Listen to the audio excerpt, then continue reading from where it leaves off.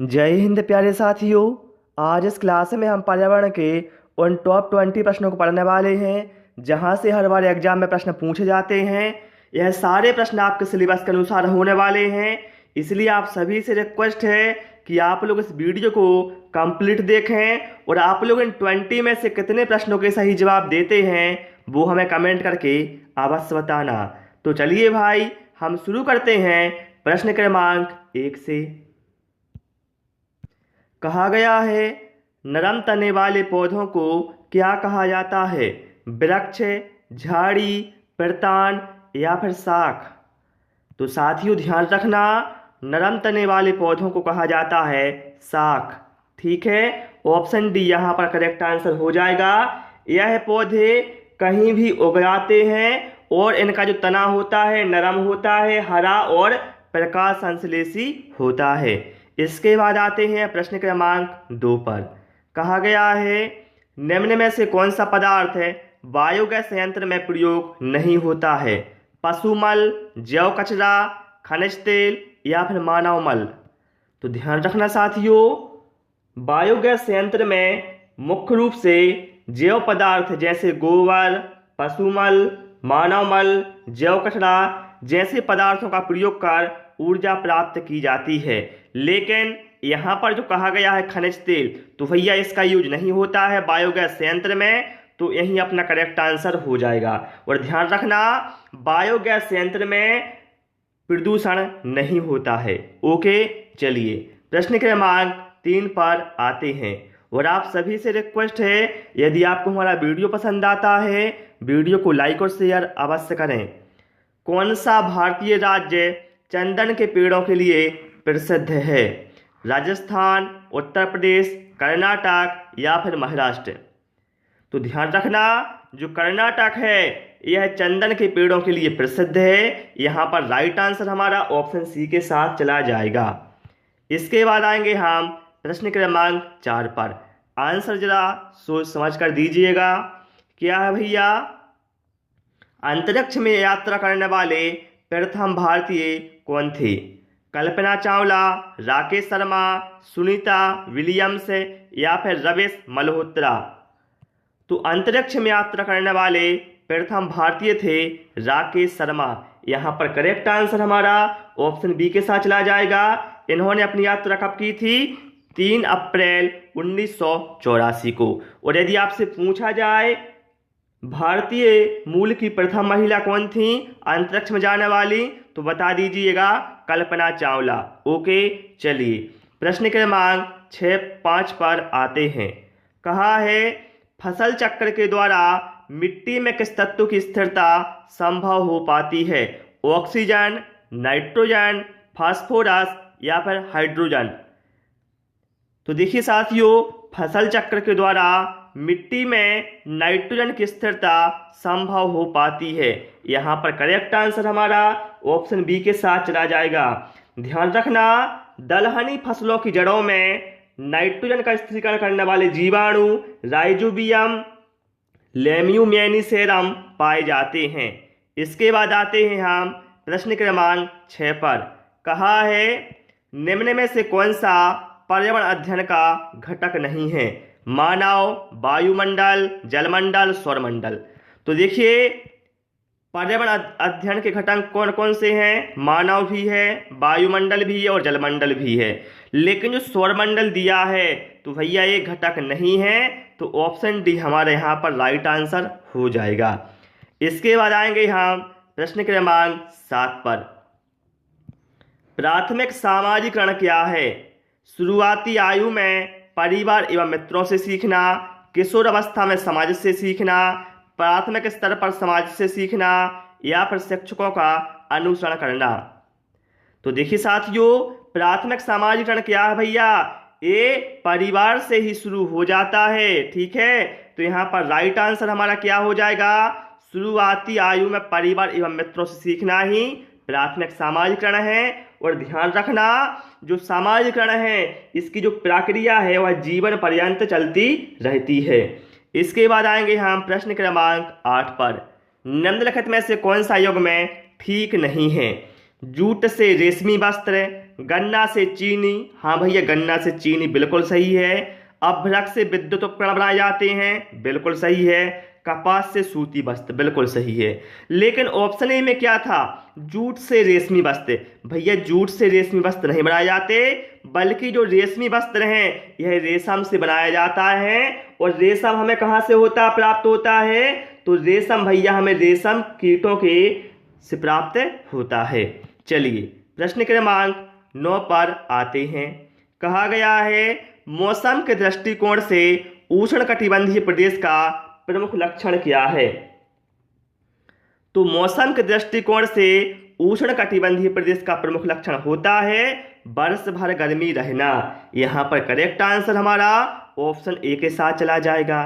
ठीक है भाई, और यदि आपको हमारा चैनल क्लास पसंद आ रही है तो आप सभी से रिक्वेस्ट है चैनल को सब्सक्राइब कर लें, जिससे आपको आने वाले समय में और भी वीडियो मिलते रहें।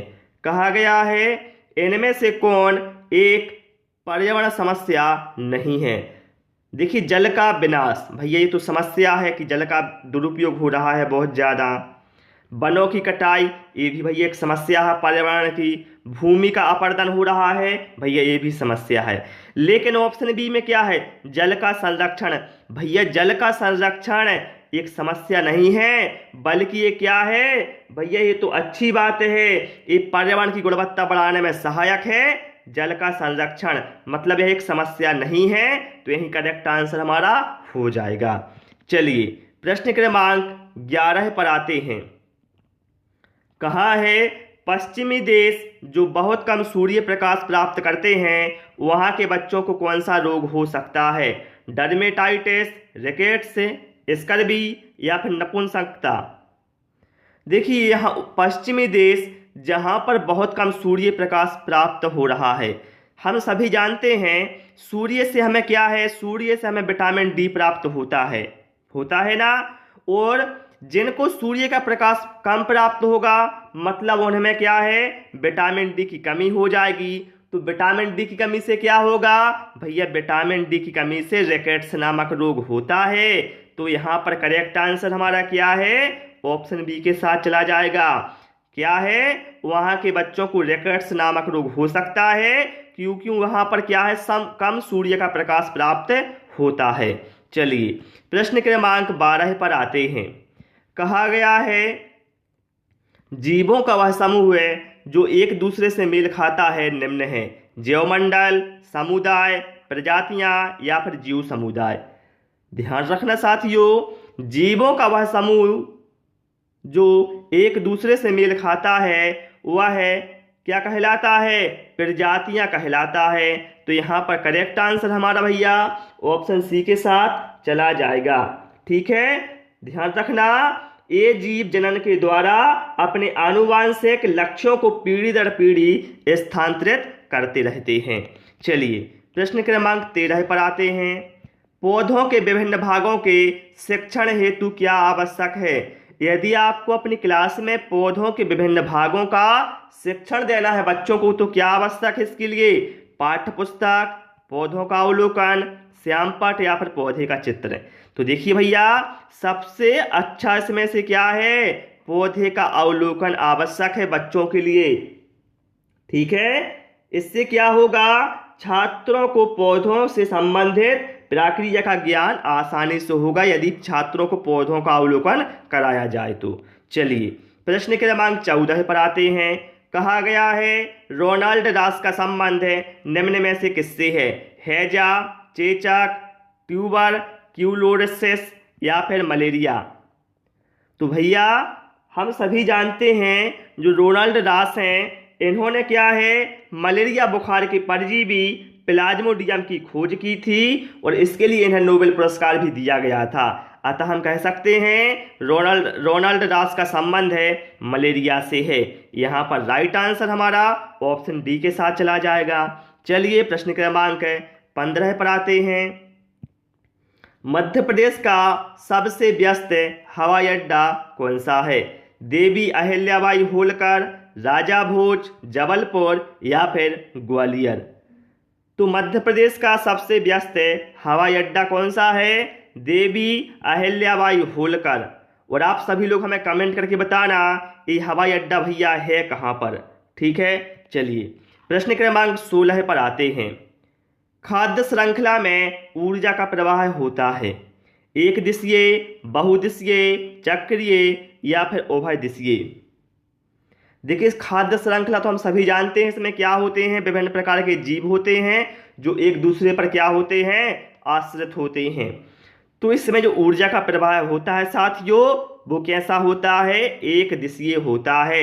यहाँ पर करेक्ट आंसर हमारा ऑप्शन ए के साथ चला जाएगा। इसके बाद आते हैं हम प्रश्न क्रमांक 17 पर, और आप सभी से रिक्वेस्ट है या तो आप लोग कमेंट करते जाएं आंसर या कॉपी में नोट करते जाएं, फिर आप जरूर बताएं आप हमें कि आपने 20 में से कितना स्कोर किया है। कहा गया है निम्न में से कौन सी खरीफ की फसल नहीं है, चावल, गन्ना, गेहूं या फिर मक्का। देखिए साथियों खरीफ की फसलें क्या होती हैं, वह फसलें साथियों जो जून जुलाई में बोई जाती हैं उनको कहा जाता है खरीफ की फसलें। जैसे गन्ना हो गया, मक्का हो गया, चावल हो गया, ये क्या है भैया, खरीफ की फसलें हैं। और दूसरी होती हैं रबी की फसलें। रबी की फसलें क्या है, अक्टूबर नवंबर माह में बोई जाती हैं। जैसे गेहूं, चना, जौ, मटर, सरसों। ठीक है, तो यहाँ पर क्या है भैया, खरीफ की फसल नहीं है। तो भैया चावल, गन्ना और मक्का ये तो भैया खरीफ की फसल है। लेकिन जो गेहूं दिया है, गेहूं भैया खरीफ की फसल नहीं है। यहाँ पर करेक्ट आंसर हमारा ऑप्शन सी के साथ चला जाएगा, गेहूं भैया रबी की फसल है। ठीक है, चलिए प्रश्न क्रमांक 18 है। क्या कहा गया भाई यहाँ पर ये कहा गया है पर्यावरण अध्ययन के शिक्षण हेतु निम्न में से कौन सा उद्देश्य आवश्यक नहीं है। बताना है कौन सा उद्देश्य आवश्यक नहीं है। देखिए पहले में क्या है, भौतिक और सामाजिक पर्यावरण के प्रति संवेदनशीलता विकसित करना, ये तो भैया सही है। पर्यावरण को खोजने या जानने के अवसर प्रदान करना सही है। अवलोकन, मापन, भविष्य कथन और वर्गीकरण जैसे कौशलों का विकास करना, ये भी सही है। लेकिन ऑप्शन बी में क्या कहा गया है, विज्ञान के आधारभूत प्रत्यय और सिद्धांतों को रटकर याद करना। भैया कभी भी सिद्धांत हो चाहे कुछ भी हो, रटने की बात तो होती ही नहीं है। मतलब क्या है, यह उद्देश्य नहीं है हमारा। तो ऑप्शन बी ही हमारा यहाँ पर करेक्ट आंसर हो जाएगा। ठीक है, चलिए प्रश्न क्रमांक 19। मध्य प्रदेश का सबसे ऊंचा जलप्रपात कौन सा है, बहुटी जलप्रपात, चचाई जलप्रपात, केओटी जलप्रपात या फिर रजत जलप्रपात। तो मध्य प्रदेश का सबसे ऊंचा जलप्रपात है चचाई जलप्रपात, जो रीवा में बना है बीहड़ नदी के ऊपर। और यदि पूछा जाए ऊंचाई किसकी है, कितनी है इसकी, तो भैया इसकी ऊंचाई है 130 मीटर। ठीक है, चलिए प्रश्न क्रमांक 20। क्या है भैया यहाँ पर, भारतीय वन प्रबंधन संस्थान खालिस्तान में स्थित है। बहुत ही महत्वपूर्ण प्रश्न है। इंदौर, जबलपुर, भोपाल या फिर ग्वालियर। तो भारतीय वन प्रबंधन संस्थान ये कहाँ पर है, भोपाल में। यहाँ पर करेक्ट आंसर हमारा ऑप्शन सी के साथ चला जाएगा। तो प्यारे साथियों इस क्लास में केवल हमने 20 प्रश्न इंक्लूड किए थे, जो कि मैंने आपको आसान भाषा में व्याख्या से समझा दिए हैं। आपको क्लास कैसी लगी और आपने 20 में से कितना स्कोर किया है वो हमें कमेंट करके अवश्य बताएं। क्लास पसंद आई हो साथियों तो सभी से रिक्वेस्ट है कि वीडियो को लाइक करें, दोस्तों के साथ शेयर करें और नए नए वीडियो पाने के लिए चैनल को सब्सक्राइब करें। Thanks for watching this video.